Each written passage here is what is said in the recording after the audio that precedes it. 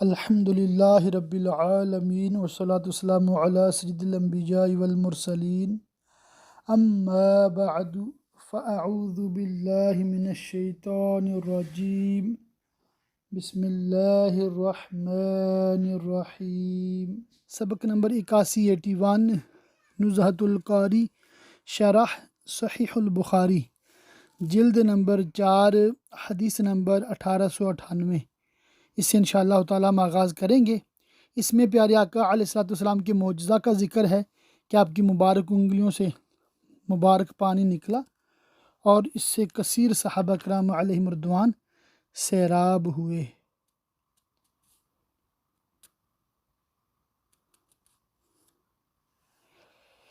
اور اس روایت میں یہ بھی ہے کہ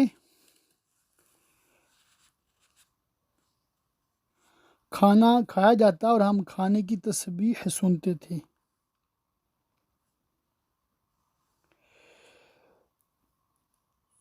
اس کے بعد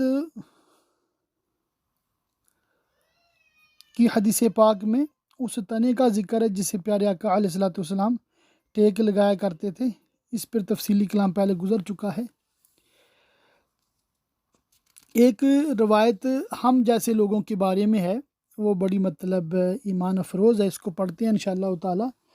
حضرت ابو ہریرہ رضی اللہ تعالیٰ عنہ سے روایت ہے کہ نبی صلی اللہ تعالیٰ علیہ وآلہ وسلم نے فرمایا، تم پر ایک ایسا زمانہ آئے گا کہ لوگوں کے نزدیک میرا دیدار بہت زیادہ پیارا ہوگا بنسبت اس کے کہ اس کے لیے اس کے اہل و مال کے برابر اور ہو۔ تشریح میں لکھا ہے، اس کا حاصل یہ ہے کہ ان کے دلوں میں میری محبت بہت زیادہ ہوگی، جس کی وجہ سے انہیں میرے دیدار کا شوق شدید ہوگا، اتنا کہ وہ یہ آرزو رکھیں گے کہ کسی بھی قیمت پر ہم حضور کا دیدار کر لیں۔ اپنے اہل و عیال، مال و دولت کی ان کی نظر میں میرے دیدار کے مقابلے میں کوئی قیمت نہ ہوگی۔ اللہم زد فزد، اللہ پاک ہمیں محبت رسول اور پیارے آقا صلی اللہ علیہ وآلہ وسلم کے دیدار کی تمنا میں مزید برکتیں عطا فرمائے اور اسی محبت میں جینا مرنا، بروز قیامت اٹھنا نصیب فرمائے۔ ایک روایت ہے، حضرت ابو ہریرہ رضی اللہ تعالیٰ عنہ نے کہا کہ رسول اللہ صلی اللہ علیہ وسلم نے فرمایا، ان قریب فتنے ہوں گے، اس میں بیٹھنے والا کھڑے رہنے والے سے بہتر ہوگا، اور اس میں کھڑا رہنے والا چلنے والے سے بہتر ہوگا، چلنے والا اس میں دوڑنے والے سے بہتر ہوگا، اور جو ان فتنوں کی طرف جھانکے گا فتنے اس کو اپنی طرف کھینچ لیں گے۔ جو شخص کوئی ٹھکانہ یا پناہ پائے تو وہ وہاں پناہ لے لے۔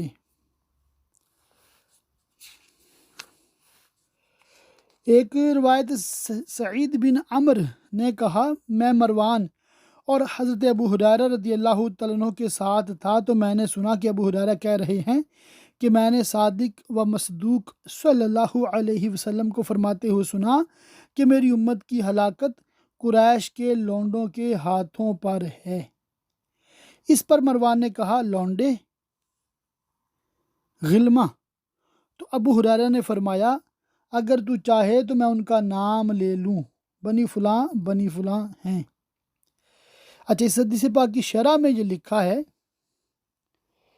کہ اس سے مراد کم عقل، ضدی، ناخدا ترس لوگ ہیں، اور ان میں یہ خود مروان بھی شامل ہے اور یزید بھی شامل ہے کہ یہ قریش کے تھے، اور انہوں نے بہت زیادہ فساد فتنہ کیا، اور واقعہ کربلا بھی یزید پلید کی وجہ سے پیش آیا۔ تو یہ غیبی خبر نبی کریم صلی اللہ علیہ وسلم نے پہلے سے ہی عطا فرما دی تھی، اور سیدنا ابو ہریرہ تو 60 ہجری کے فتنوں سے پناہ بھی مانگا کرتے تھے، اور واقعہ کربلا سے سال یا 2 سال پہلے غالباً ان کی وفات ہوئی تھی۔ حضرت ابو ہریرہ رضی اللہ تعالیٰ عنہ نبی صلی اللہ تعالیٰ علیہ وسلم سے روایت کرتے ہیں کہ فرمایا، اس وقت تک قیامت نہیں قائم ہوگی جب تک 2 گروہ آپس میں لڑ نہ لیں، ان کے درمیان بھاری لڑائی ہوگی اور ان دونوں کا دعویٰ ایک ہوگا۔ اس وقت تک قیامت قائم نہ ہوگی جب تک کہ جھوٹے دجال 30 کے قریب نہ پیدا ہو لیں، جو یہ سب گمان کریں گے کہ وہ اللہ کے رسول ہیں۔ اس کی شرح سن لیتے ہیں انشاءاللہ تعالی۔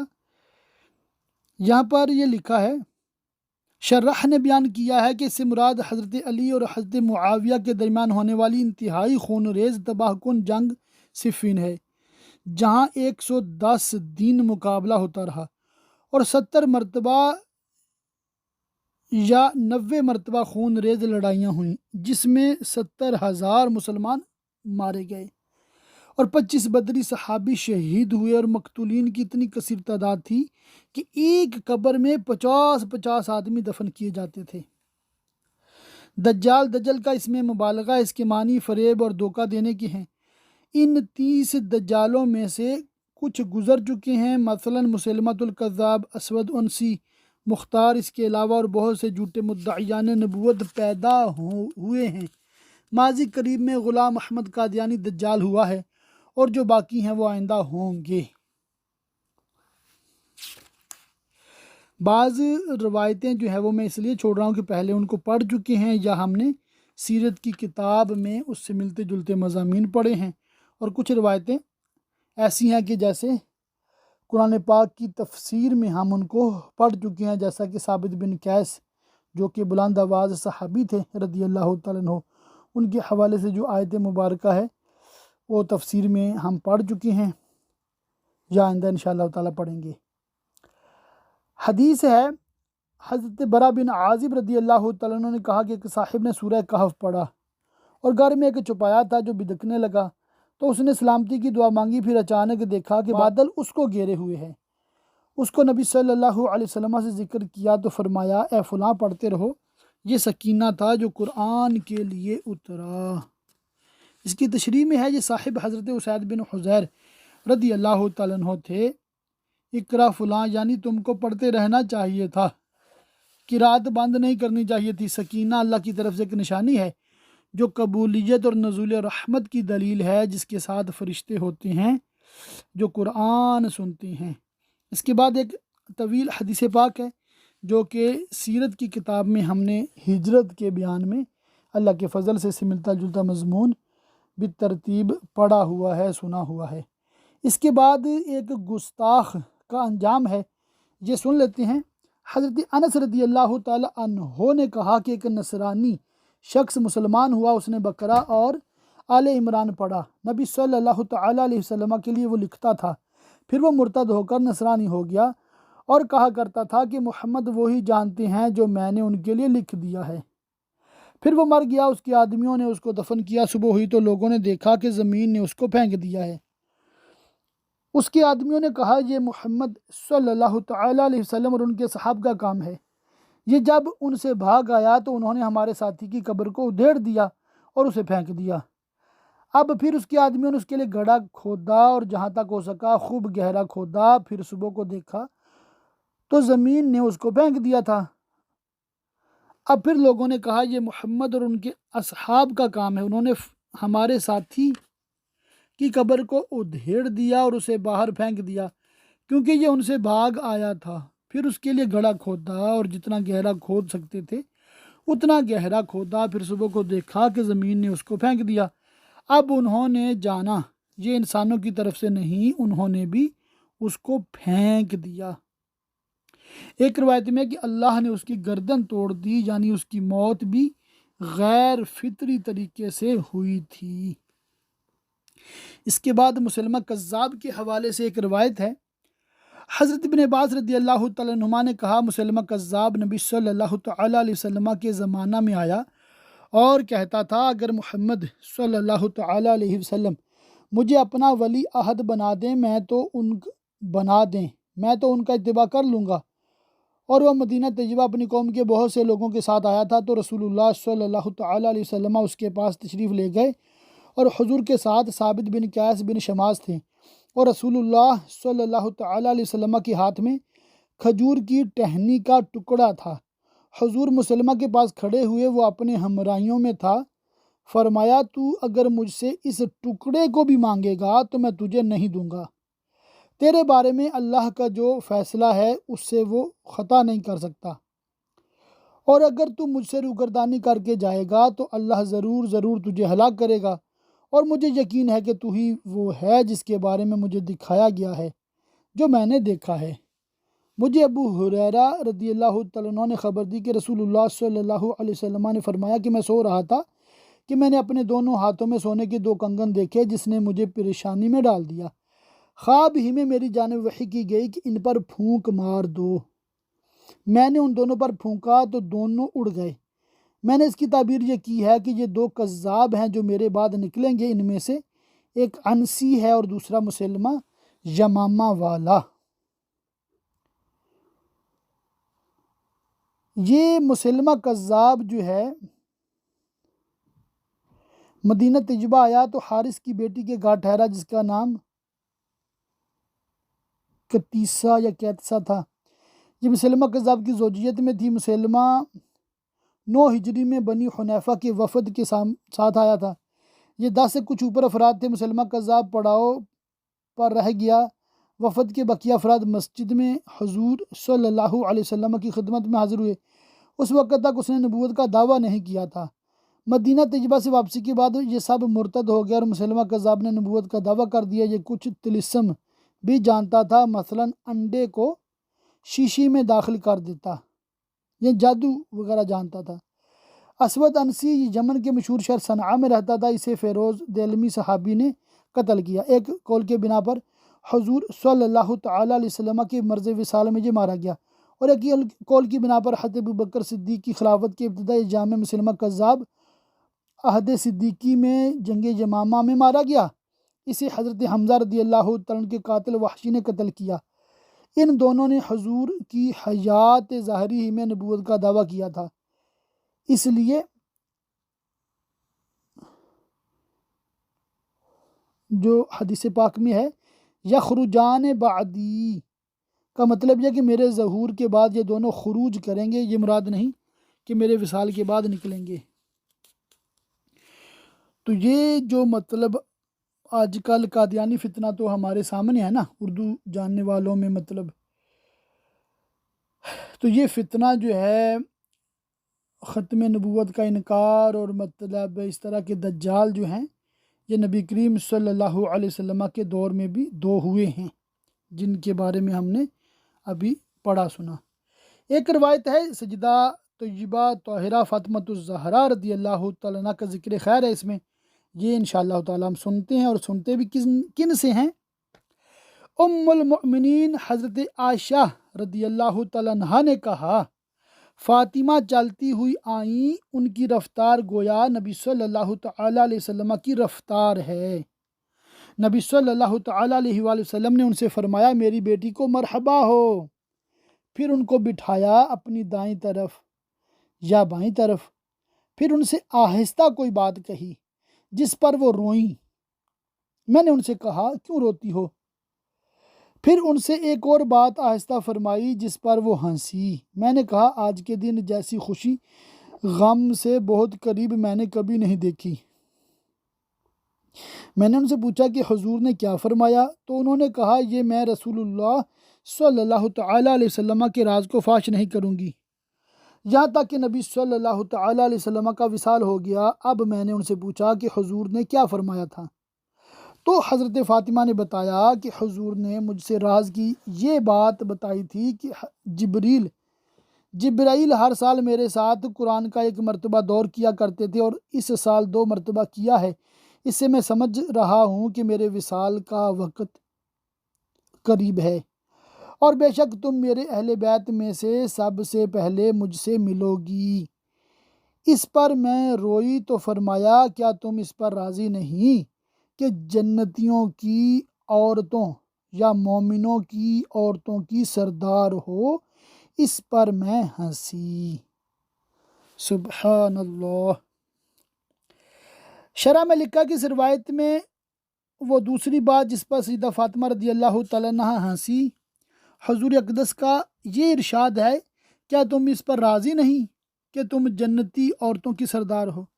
اور بطریق عروہ حضرت ام المومنین سے جو روایت ہے اس میں یہ تصریح ہے کہ حضرت فاطمہ رضی اللہ تعالیٰ عنہ اس اطلاع پر خوش ہوئی تھی کہ حضور اقدس نے ان سے فرمایا میرے اہل بیت میں تم سب سے پہلے مجھ سے ملو گی۔ علامہ ابن حجر نے فرمایا کہ راجح مسروق والی روایت ہے۔ تو یہ روایت مطلب شان خاتون جنت رضی اللہ تعالیٰ عنہ پتہ چلتی ہے، اور آپ کا جنتی عورتوں کی سردار ہونا اس بخاری شریف کی حدیث روایت سے بھی ثابت ہے۔ ایک روایت ہے حضرت عبداللہ بن عمر سے، رسول اللہ صلی اللہ تعالیٰ علیہ وسلم نے فرمایا، میں نے لوگوں کو دیکھا ہے کہ میدان میں اکٹھا ہیں، ابو بکر کھڑے ہوئے، انہوں نے ایک یا دو ڈول نکالا اور ان کے نکالنے میں کچھ کمزوری ہے، اللہ انہیں بخش دے۔ پھر اسے عمر نے لیا تو ان کے ہاتھ میں وہ بڑا ڈول بن گیا۔ میں نے لوگوں میں ایسا کوئی طاقتور نہیں دیکھا جو ان کی طرح چرس کو کھینچے، یہاں تک کہ لوگوں کو سیراب کر دیا۔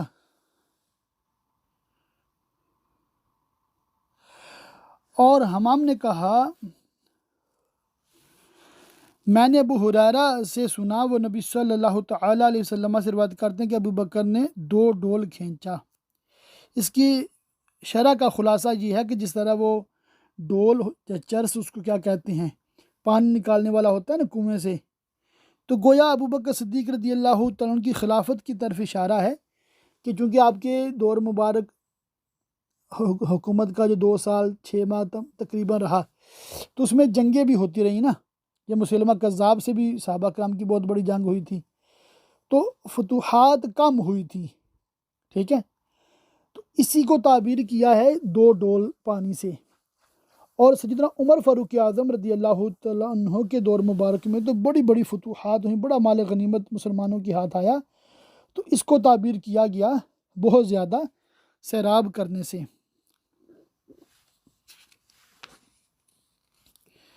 ایک روایت حضرت انس بن مالک رضی اللہ تعالیٰ عنہ سے ہے، انہوں نے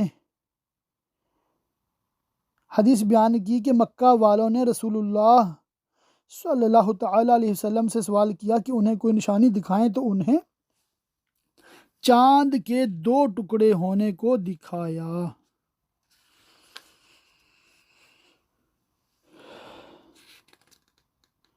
کھیلتے تھے چاند سے بچپن میں آقا اس لیے، یہ سراپا نور ہیں اور وہ کھلونا نور کا۔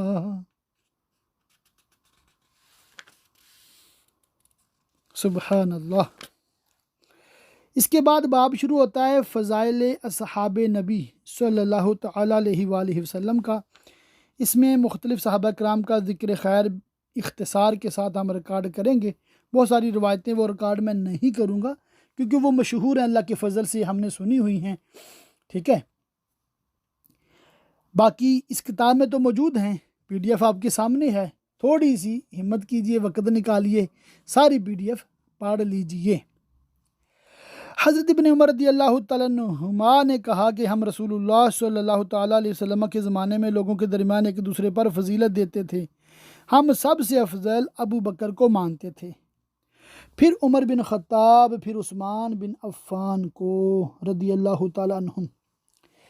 شرح میں لکھا ہے کہ اس پر اہل سنت کا اجماع ہے کہ نبی صلی اللہ تعالیٰ علیہ وآلہ وسلم کے بعد، بلکہ انبیاء کرام کے بعد سب سے افضل حضرت ابو بکر صدیق ہیں، پھر حضرت عمر فاروق رضی اللہ تعالیٰ عنہما۔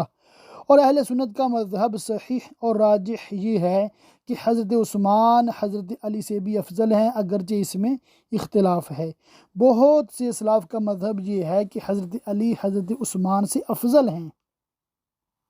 غالباً اسی اختلاف کے پیش نظر حضرت امام اعظم رضی اللہ تعالیٰ عنہ سے جب پوچھا گیا کہ اہل سنت کی علامت کیا ہے، تو فرمایا شیخین کو سب سے افضل ماننا، یعنی ابو بکر و عمر کو سب سے افضل ماننا، اور دونوں داماد سے یعنی حضرت عثمان اور حضرت علی سے محبت کرنا اور موزوں پر مسح کرنا۔ ایک روایت حضرت عمر بن عاص رضی اللہ تعالیٰ عنہ نے حدیث بیان کی کہ نبی صلی اللہ تعالیٰ علیہ وسلم نے ان کو جیسے ذات السلاسل پر امیر بنا کر بھیجا۔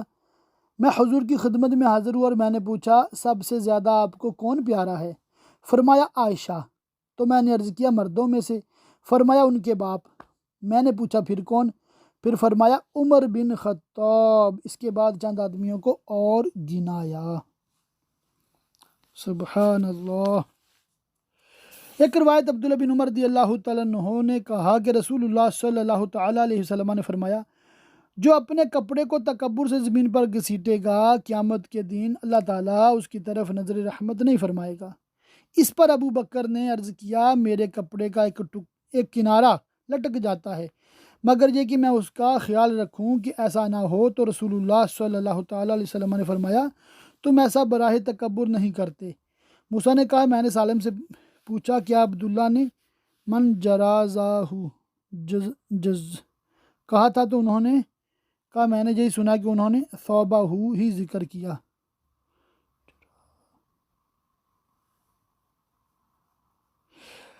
اچھا، اس کی مطلب شرح میں یہی لکھا ہے کہ چونکہ سیدنا ابو بکر صدیق رضی اللہ تعالیٰ عنہ کا پیٹ مبارک اندر کو تھا، یعنی کہ بہت آپ دبلے پتلے تھے، تو آپ کی تہبند شریف نیچے آ جاتی تھی، ڈھلک جاتی تھی نیچے، جس کی وجہ سے وہ اس طرح ہوتا تھا۔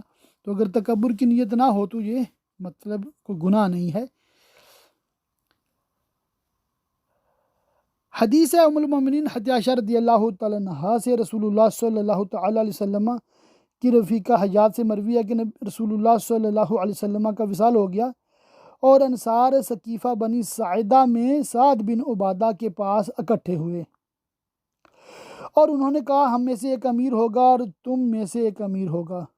یہ میں ساتھ ساتھ سمجھا دیتا ہوں، یعنی کہ انصار صحابہ جمع ہو گئے اور مہاجرین بھی کچھ جمع تھے، اور نبی پاک کا ابھی وصال ہوا ہے، ابھی مطلب تدفین نہیں ہوئی، کچھ بھی نہیں ہوا، صرف وصال مبارک کی خبر آئی ہے۔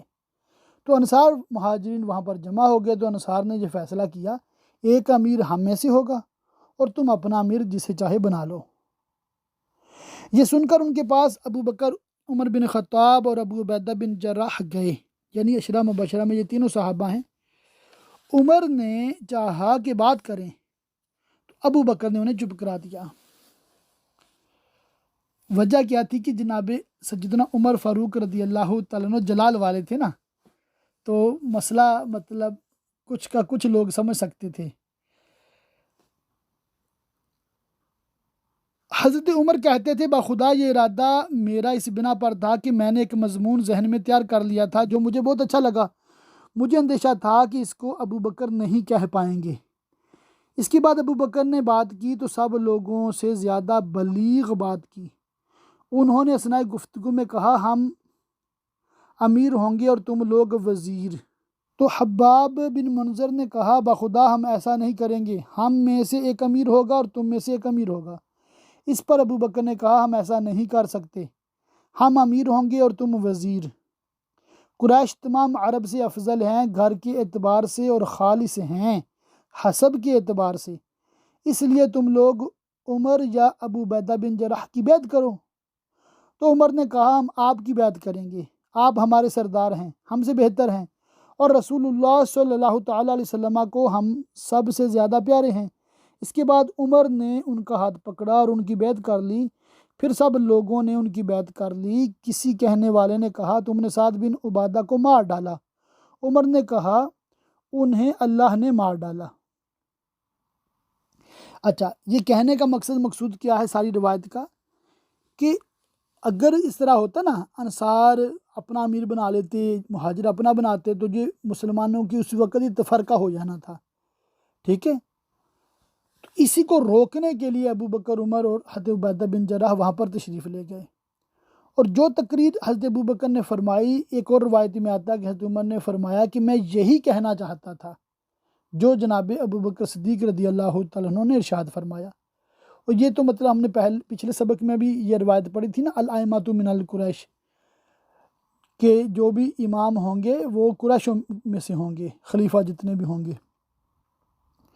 خیر، تو یہ ہوا، اور مطلب اس پر مطلب بعض لوگ خواہ مخواہ کی باتیں اور شبہات اور مطلب بہت ساری کرتے ہیں، مگر جو بھی اہل علم حضرات ہیں اور احادیث مبارکہ کا خوب مطالعہ کرتے ہیں اور تاریخ سے بھی واقف ہیں، تو وہ اس بات سے بخوبی آگاہ ہیں کہ یہ حضرت ابوبکر و عمر رضی اللہ تعالیٰ عنہما کا جو اقدام تھا یہ بہت اچھا تھا اور اس سے مسلمانوں کو بہت فائدہ ہوا۔ جو آخری الفاظ ہیں نا بل قتلہ اللہ، اس کا مطلب یہ ہے کہ حضرت سعد بن عبادہ رضی اللہ تعالیٰ عنہ اس کی امید لگائے ہوئے تھے کہ میں خلیفہ بنایا جاؤں گا، لیکن انتخاب نہیں ہو گیا۔ حضرت ابوبکر صدیق کا انتخاب ہوا، یہ من جانب اللہ ہوا۔ تو یہ حدیث پاک کا مطلب اور مفہوم ہے۔ ایک روایت محمد بن حنفیہ نے کہا میں نے اپنے والد حضرت علی سے پوچھا کہ نبی صلی اللہ تعالیٰ علیہ وسلم کے بعد لوگوں میں سب سے بہتر کون ہیں؟ انہوں نے فرمایا ابو بکر۔ میں نے پوچھا پھر کون؟ فرمایا عمر۔ مجھے اندیشہ ہوا کہ اب کہیں گے عثمان، تو میں نے پوچھا پھر آپ؟ فرمایا میں نہیں ہوں مگر مسلمانوں میں سے ایک مرد۔ تو یہ جناب علی المرتضیٰ رضی اللہ تعالیٰ عنہ بھی اپنے آپ کو جناب عثمان یا عمر یا ابو بکر پر ترجیح نہیں دیتے تھے۔ حدیث ہے ابو سعید خدری رضی اللہ تعالیٰ عنہ نے کہا کہ رسول اللہ صلی اللہ علیہ وسلم نے فرمایا میرے صحابہ کو برا نہ کہو، اگر تم میں کوئی احد کے برابر سونا راہ خدا میں خرچ کرے تو بھی ان کے مد یا نصف مد کو نہیں پہنچتا۔ یعنی کہ صحابہ کرام علیہ رضوان کا تھوڑا سا عمل بھی بہت بڑا ان کو اجر و ثواب دیا جاتا ہے، اور غیر صحابی بہت بڑا عمل بھی کرے تو صحابی کے برابر نہیں ہو سکتا۔ حدیث حضرت ابن عباس رضی اللہ تعالیٰ عنہ نے کہا کہ میں ایک قوم میں کھڑا تھا، ان لوگوں نے عمر بن خطاب کے لیے اللہ سے دعا کی اور وہ میت کی چارپائی پہ رکھے ہوئے تھے کہ ایک صاحب میرے پیچھے تشریف لائے اور اپنی کوہنی میرے شانے پر رکھی، یعنی میرے کندھے پہ اپنا بازو رکھا اور فرمانے لگے اللہ آپ پر رحم کرے، میں امید کرتا ہوں کہ اللہ آپ کو اپنے دونوں دوستوں کے ساتھ کرے گا، اس لیے کہ میں نے بارہا رسول اللہ صلی اللہ تعالیٰ علیہ وسلم کو یہ فرماتے ہوئے سنا ہے میں تھا اور ابو بکر و عمر، اور میں نے کہا اور ابو بکر و عمر نے، اور میں چلا اور ابو بکر و عمر، میں امید کرتا ہوں کہ آپ کو اللہ تعالیٰ ان دونوں کے ساتھ رکھے گا۔ میں نے مڑ کر دیکھا تو وہ علی بن ابی طالب تھے۔ شرح میں لکھا ہے یہ حدیث رافضیوں کے اس ادعائے باطل کا صریح رد ہے جو وہ کہتے ہیں کہ حضرت ابو بکر اور حضرت عمر منافق تھے، انہوں نے خلافت غصب کر لی، اور حضرت علی رضی اللہ تعالیٰ عنہ ان دونوں کی بیعت اس ذرائع تقیہ کی تھی۔ اس وقت نہ حضرت علی پہ کوئی دباؤ تھا نہ کوئی جبر کہ وہ ان دونوں کے فضائل و مناقب کا برملا اعتراف کرتے اور اسے اعلانیہ بیان فرماتے۔ مناقب عمر میں اتنا اور زیادہ ہے کہ حضرت علی نے فرمایا آپ نے اپنے پیچھے کسی ایسے شخص کو نہیں چھوڑا جو مجھے آپ سے زیادہ محبوب ہو اور خدا کی بارگاہ میں آپ جیسا عمل لے کر جائے۔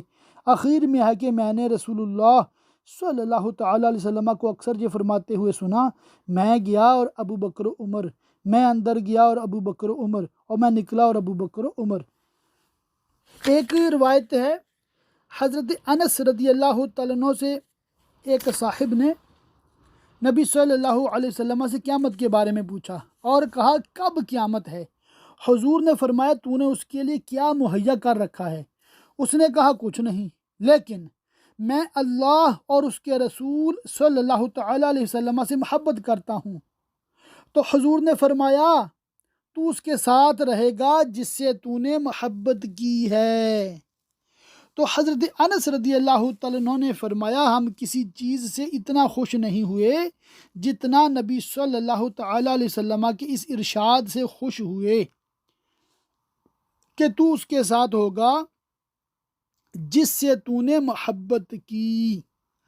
حضرت انس نے کہا میں نبی صلی اللہ تعالیٰ علیہ وسلم اور ابو بکر اور عمر سے محبت کرتا ہوں اور میں امید کرتا ہوں کہ ان کے ساتھ محبت کرنے کی وجہ سے ان کے ساتھ رہوں گا، اگرچہ میں نے ان کے جیسے عمل نہیں کیے ہیں۔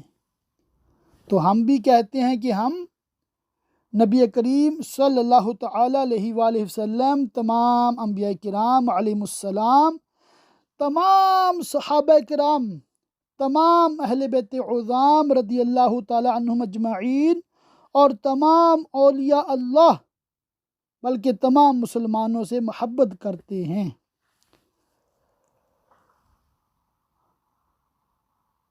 اللہ تعالی ہم سب کو بلا حساب جنت عطا فرمائے، آمین۔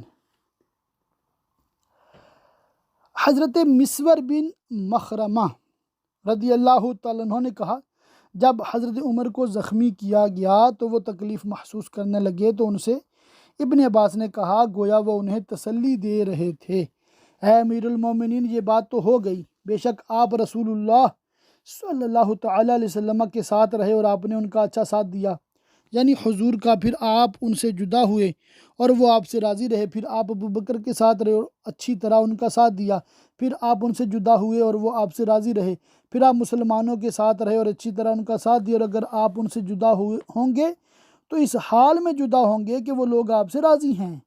حضرت عمر نے فرمایا، تم نے جو رسول اللہ صلی اللہ علیہ وسلم کے ساتھ رہنے اور ان کی خوشنودی کا ذکر کیا، یہ اللہ کی طرف سے احسان تھا جو اللہ نے میرے اوپر کیا، اور تم نے جو ابو بکر کے ساتھ رہنے اور اس کی خوشنودی کا ذکر کیا، یہ اللہ کا احسان تھا جو اس نے مجھ پر کیا، اور وہ جو تم نے میری گھبراہٹ کا ذکر کیا وہ تمہاری اور تمہارے ساتھیوں کی وجہ سے ہے، بخدا اگر میرے پاس زمین بھر سونا ہوتا تو اسے دے کر اللہ کے عذاب سے اپنے آپ کو بچا لیتا قبل اس کے کہ عذاب کو دیکھوں۔ یعنی کہ آخر میں جناب عمر فاروق رضی اللہ تعالیٰ عنہ نے بطور عاجزی یہ ارشاد فرمایا، اللہ تعالیٰ ان کے صدقے ہماری بلا حساب بخشش فرمائے۔ عبداللہ بن ہشام نے کہا، ہم نبی صلی اللہ علیہ وسلم کے ساتھ تھے اور حضور عمر بن خطاب کا ہاتھ پکڑے ہوئے تھے، سبحان اللہ۔ ایک روایت ہے، عثمان بن موہب نے کہا کہ مصر کا ایک شخص آیا اور حج کیا، اس نے کچھ لوگوں کو بیٹھے ہوئے دیکھا، پوچھا یہ کون لوگ بیٹھے ہوئے ہیں؟ لوگوں نے بتایا کہ یہ لوگ قریش ہیں۔ اس نے پوچھا ان کے درمیان یہ شیخ کون ہے؟ لوگوں نے بتایا کہ عبداللہ بن عمر۔ اس نے کہا، اے ابن عمر آپ سے کچھ پوچھ رہا ہوں، مجھے بتائیے کیا آپ جانتے ہیں کہ عثمان احد کے دن بھاگے تھے؟ ابن عمر نے فرمایا ہاں۔ اس نے کہا، آپ جانتے ہیں کہ وہ بدر سے غائب تھے اور وہاں حاضر نہ تھے؟ ابن عمر نے فرمایا ہاں۔ اب اس نے کہا، آپ جانتے ہیں کہ بیت رضوان سے وہ غائب رہے اور اس میں حاضر نہ تھے؟ ابن عمر نے فرمایا ہاں۔ اب اس نے کہا، اللہ اکبر۔ ابن عمر نے فرمایا، یہاں آؤ، میں تجھ سے اس کے وجوہ بیان کرتا ہوں۔ احد کے دن ان کا بھاگنا تو میں گواہی دیتا ہوں کہ اللہ نے انہیں معاف کر دیا اور انہیں بخش دیا، لیکن بدر میں حاضر نہ ہونا تو اس وجہ سے تھا کہ رسول اللہ صلی اللہ علیہ وسلم کی صاحبزادی ان کی زوجیت میں تھیں اور بیمار تھیں۔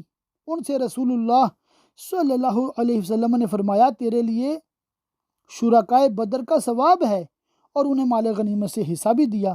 اور بیت رضوان میں حاضر نہ ہونے کی وجہ یہ ہے کہ اگر مکہ میں ان سے زیادہ کوئی شخص عزت والا ہوتا تو ان کی جگہ بھیجتے۔ رسول اللہ نے عثمان کو بھیجا اور بیت رضوان ان کے مکہ جانے کے بعد ہوئی تھی۔ رسول اللہ صلی اللہ علیہ وسلم نے بیعت کے وقت اپنے داہنے ہاتھ کو لیا اور فرمایا، یہ عثمان کا ہاتھ ہے، اور اسے دوسرے ہاتھ پر مارا اور فرمایا، یہ عثمان کی بیعت ہے، اب جا اور ان کو اپنے ساتھ لے جا۔ یعنی کہ مصر کے لوگ جو تھے نا، حضرت عثمان غنی رضی اللہ تعالیٰ کے خلاف تھے، تو جناب ابن عمر رضی اللہ تعالیٰ عنہما نے یہ فضائل بیان کیے جناب عثمان غنی کے، اور فرمایا کہ ان باتوں کو بھی اپنے ساتھ مصر لے جا۔ اور آپ لوگوں کی معلومات میں اضافے کے لیے، یاد دہانی کے لیے عرض کر دوں کہ سیدنا عثمان بن عفان جو کہ تیسرے خلیفہ ہوئے ہیں رضی اللہ تعالیٰ عنہ، ان کی شہادت بھی یہ مصر کے لوگوں کی وجہ سے ہوئی تھی۔ ایک طویل مطلب حدیث پاک، اس کو مطلب میں ریکارڈ نہیں کر رہا، صرف اس کی شرح بیان کر دیتا ہوں۔ اس وقت جو صورتحال تھی اس کے پیش نظر حضرت فاروق اعظم رضی اللہ تعالیٰ عنہ نے از خود کسی کو ولی عہد بنانا پسند نہیں فرمایا اور ایک مجلس شورا بنا دی جس میں سبھی عشرہ مبشرہ کے افراد تھے۔ سبھی انتہائی ذہین، فطین، اسلام اور مسلمانوں کے مخلص سابقین اولین میں سے تھے۔ جن پر اس وقت بھی اور آج بھی پوری امت کا اعتماد تھا۔ حضرت عبد الرحمن بن عوف رضی اللہ تعالیٰ عنہ ایک طرف عوام سے مل کر ان کا رجحان معلوم کرتے رہے اور دوسری طرف خود بھی غور و خوض کرتے رہے۔ انہوں نے ان دونوں باتوں سے یہی اندازہ لگایا کہ حضرت عثمان کو خلیفہ بنایا جانا چاہیے، یہ ضروری ہے۔ اس لیے انہوں نے بڑی خوبصورتی سے پہلے اپنے حق سے خود دستبرداری کر لی اور پھر حضرت زبیر، حضرت سعد بن وقاص سے بھی دستبرداری کا اقرار کرا لیا اور انتخاب کا حق سب سے اپنے لیے لے لیا کہ جسے وہ منتخب کر دیں اسے سب تسلیم کر لیں۔ اس پر انہوں نے بڑی خوبصورتی اور دانشمندی سے اس اہم معاملہ کو طے کیا اور حضرت عثمان غنی کو خلیفہ نامزد کر دیا۔ تو یوں حضرت عثمان غنی رضی اللہ تعالیٰ عنہ مسلمانوں کے تیسرے خلیفہ بنے۔ اللہ اللہ۔ جناب علی المرتضیٰ کے فضائل کا ذکر خیر آنے والا ہے۔ ایک روایت حضرت سعد بن وقاص رضی اللہ تعالیٰ عنہ نے کہا کہ نبی صلی اللہ تعالیٰ علیہ وسلم نے حضرت علی سے فرمایا، کیا تو راضی نہیں کہ میرے نزدیک اس مرتبہ پر رہے جو ہارون کا موسیٰ کے نزدیک تھا؟ سبحان اللہ۔ اس کی شرح میں لکھا ہے، روافظ اس حدیث سے دلیل لاتے ہیں کہ حضور اقدس صلی اللہ تعالیٰ علیہ وسلم کی اس ارشاد کی روح سے حضرت علی کو اپنے بعد ولی عہد بنا دیا تھا، لیکن ان کا یہ استدلال دو طرح سے فاسد ہے۔ ایک، حضرت ہارون و موسیٰ کی تمثیل سے حضرت موسیٰ جب کوہ طور پر تورات لینے جانے لگے تو حضرت ہارون کو عارضی طور پر اپنی واپسی تک کے لیے اپنا جانشین بنایا تھا، جو ان کی واپسی کے بعد ختم ہو گیا۔ اس تمثیل نے ظاہر کر دیا کہ حضور اقدس نے حضرت علی کو عارضی طور پر تبوک سے واپسی تک کے لیے اپنا نائب بنایا تھا۔ دوسری یہ کہ یہ نیابت بھی محدود تھی، صرف انتظامی معاملات تک۔ رہی امامت جو سب سے اہم تھی، وہ حضرت علی کو تفویض نہیں فرمائی بلکہ حضرت عبداللہ بن ام مکتوم رضی اللہ تعالیٰ عنہ کو امام بنایا تھا۔ اگر یہ ولی عہدی کی طرف اشارہ ہوتا تو حضرت علی کو امام بھی بناتے، جبکہ وہ عبداللہ بن ام مکتوم سے اعلم یعنی کہ زیادہ علم والے اور زیادہ اقرا پڑے ہوئے تھے۔ جزوی نیابت ولی عہدی کے ادعائے باطل کو کلا کما کر دیتی ہے۔ ایک روایت حضرت ابو ہریرہ رضی اللہ تعالیٰ عنہ سے روایت ہے کہ لوگ کہتے تھے ابو ہریرہ نے بہت روایت کر دیا۔ اچھا، اس کا خلاصہ یہ ہے کہ جناب ابو ہریرہ رضی اللہ تعالیٰ عنہ بہت حدیث یاد فرماتے تھے اور کام اس وجہ سے نہیں جا سکتے تھے، تو حضرت جعفر بن ابی طالب ان کو کھانا پیش کیا کرتے تھے۔ ایک روایت ابن عمر رضی اللہ تعالیٰ عنہ جعفر کے بیٹے عبداللہ کو سلام کرتے تو کہتے، تم پر سلام ہو اے ابن ذوالجناحین۔ اس کی شرح میں ہے، رسول اللہ صلی اللہ علیہ وسلم نے عبداللہ بن جعفر سے فرمایا، تمہیں خوشخبری ہو تمہارے باپ فرشتوں کے ساتھ اڑتے ہیں، یعنی کہ ان کے دو پار ہیں، تو اس طرح ان کو ذوالجناحین کا لقب دیا گیا۔ یہ جناب علی المرتضیٰ رضی اللہ تعالیٰ عنہ کے بڑے بھائی تھے حضرت جعفر، یہ شہید ہو گئے تھے، تو ان کے بھی بڑے فضائل ہیں۔ ایک روایت ہے، حضرت ابوبکر صدیق رضی اللہ تعالیٰ عنہ نے فرمایا، حضرت محمد صلی اللہ تعالیٰ علیہ وسلم کا ان کے اہل بیت کے بارے میں لحاظ رکھو، یعنی کہ ان کے حقوق اور مراتب کا لحاظ کرو۔ حضرت مسور بن مخرمہ سے روایت ہے، رسول اللہ صلی اللہ علیہ وسلم نے فرمایا، فاطمہ میرا ٹکڑا ہے، جس نے انہیں ناراض کیا اس نے مجھے ناراض کیا۔ تو یہ ایک اور روایت جناب سیدہ خاتون جنت رضی اللہ تعالی عنہا کے فضائل کے حوالے سے ہے۔ آگے سیدنا زبیر بن عوام کے حوالے سے روایت ہے،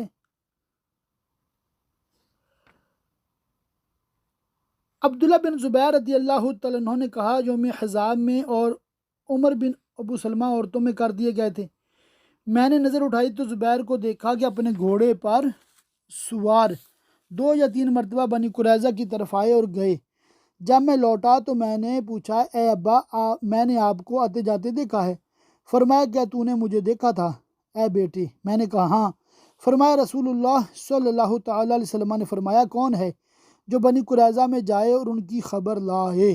تو میں گیا تھا، پھر جب لوٹ کر آیا تو رسول اللہ صلی اللہ علیہ وسلم نے میرے لیے اپنے والدین کو جمع فرمایا اور ارشاد فرمایا تم پر میرے ماں باپ فدا۔ سبحان اللہ۔ حضرت عروہ سے روایت ہے کہ صحابہ نبی صلی اللہ علیہ وسلم نے یوم یرموک زبیر نے کہا زبیر سے کہا آپ کیوں نہیں کوئی سخت حملہ کرتے تو ہم بھی آپ کے ساتھ ویسا ہی حملہ کریں۔ تو انہوں نے حملہ فرمایا، دشمنوں نے انہیں 2 زخم لگائے ان کے شانے پر، جن دونوں کے درمیان ایک وہ زخم تھا جو یوم بدر ان کو لگا تھا۔ عروہ نے کہا میں اپنے بچپنے میں ان زخموں میں اپنی انگلیاں ڈال کر کھیلتا تھا۔ تو یہ جنگ یرموک میں آپ نے ایسا حملہ کیا تھا کہ دشمن کی صفوں کو چیرتے ہوئے ان کے پیچھے چلے گئے، اور آپ کے ساتھ اس وقت کوئی بھی نہیں تھا، باقی صحابہ پیچھے رہ گئے، پھر آپ ان کو چیرتے ہوئے واپس آئے۔ بہت بہت اعلیٰ درجے کے بہادر تھے۔ ابو عثمان نے کہا جن دنوں میں رسول اللہ صلی اللہ علیہ وسلم نے لڑائی کی تھی ان کے بعض دنوں میں رسول اللہ کے ساتھ طلحہ اور سعد کے سوا کوئی نہیں تھا، جیسا کہ ان دونوں حضرات نے خود بیان فرمایا۔ ایک روایت میں قیس بن حازم نے کہا میں نے طلحہ کا وہ ہاتھ دیکھا جس سے نبی صلی اللہ علیہ وسلم کی حفاظت کی تھی، وہ شل ہو گیا تھا، یعنی کہ اس پہ بہت زیادہ تیر لگے تھے۔ یہ حضرت طلحہ بھی عشرہ مبشرہ میں سے ہیں، بڑے جلیل القدر صحابی ہیں۔ سعید بن مسیب نے کہا میں نے سعد کو یہ کہتے ہوئے سنا کہ نبی صلی اللہ علیہ وسلم نے میرے لیے یوم احد فرمایا تم پر میرے ماں اور باپ فدا۔ بالکل آخری روایت ہے، قیس نے کہا میں نے حضرت سعد بن وقاص رضی اللہ تعالیٰ عنہ کو فرماتے ہوئے سنا کہ میں پہلا عرب ہوں جس نے راہ خدا میں پہلا تیر چلایا۔ ہم نبی صلی اللہ علیہ وسلم کے ہمراہ رہ کر جہاد کرتے اور ہماری غذا درخت کے پتوں کے سوا اور کچھ نہ ہوتی، یہاں تک کہ ہم اونٹ یا بکری کی طرح پائخانہ کرتے جس میں کوئی آمیزش نہیں ہوتی۔ پھر بھی بنو اسد میرے اسلام پر نکتہ چینی کرتے ہیں، اگر ایسا ہے تو میں نامراد رہا اور میرا عمل ضائع ہو گیا۔ بنو اسد نے حضرت عمر کے جہاں یہ شکایت کی تھی کہ وہ اچھی طرح نماز نہیں پڑھتے۔ ابو عبداللہ امام بخاری نے کہا ثلث اسلام کا مطلب یہ ہے کہ نبی صلی اللہ علیہ وسلم کے ساتھ 3 کے تیسرے تھے، یعنی کہ حضرت سعد رضی اللہ تعالیٰ عنہ بہت جلیل القدر صحابی ہیں، بہت شروع آغاز اسلام میں انہوں نے اسلام قبول فرما لیا، اور یہ اپنی معلومات کے مطابق فرمایا کرتے تھے کہ میں 3 نمبر پر اسلام لایا۔ اور بعض روایتوں میں ہے کہ کچھ اور لوگوں نے بھی آپ سے پہلے اسلام قبول کیا تھا مگر انہوں نے اسلام اپنا ظاہر نہیں کیا تھا، جس کی بنا پر یہ یوں سمجھتے تھے۔ تو آپ پر مطلب یہ نکتہ چینی کرنے والا ایک بندہ تھا، اس کو پھر آپ نے بد دعا دی تھی اور اس کو یہ دعا لگ گئی تھی، اس کی عمر دراز ہوئی اور محتاجی بھی اس کی دراز ہوئی، لوگوں سے بھیک مانگا کرتا تھا اور کہا کرتا تھا کہ مجھے حضرت سعد کی دعا لگی ہے۔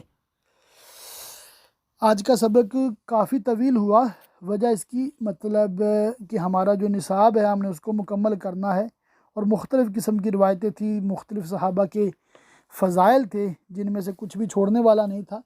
تو میں نے کوشش کی ہے کہ جتنا اس PDF میں تھا اس میں سے ہر صحابی رضی اللہ تعالیٰ عنہ کا ذکر خیر ہو جائے، اور یہ ٹارگٹ ہمارا انشاءاللہ تعالیٰ ہے کہ جو آخری 20 لیکچرز ہیں اس میں انشاءاللہ تعالیٰ ہم نے یہ بقیہ جلد تقریباً آدھی سے تھوڑی ہے اور 5ویں جلد پوری جو ہے وہ بھی انشاءاللہ تعالیٰ ہم نے مکمل کرنی ہے۔ امید ہے آپ حضرات انشاءاللہ تعالیٰ مائنڈ نہیں کریں گے، یہ 10-15 منٹ زیادہ جو آپ عطا فرما رہے ہیں انشاءاللہ تعالیٰ دنیا اور آخرت میں فائدے مند ہوں گے۔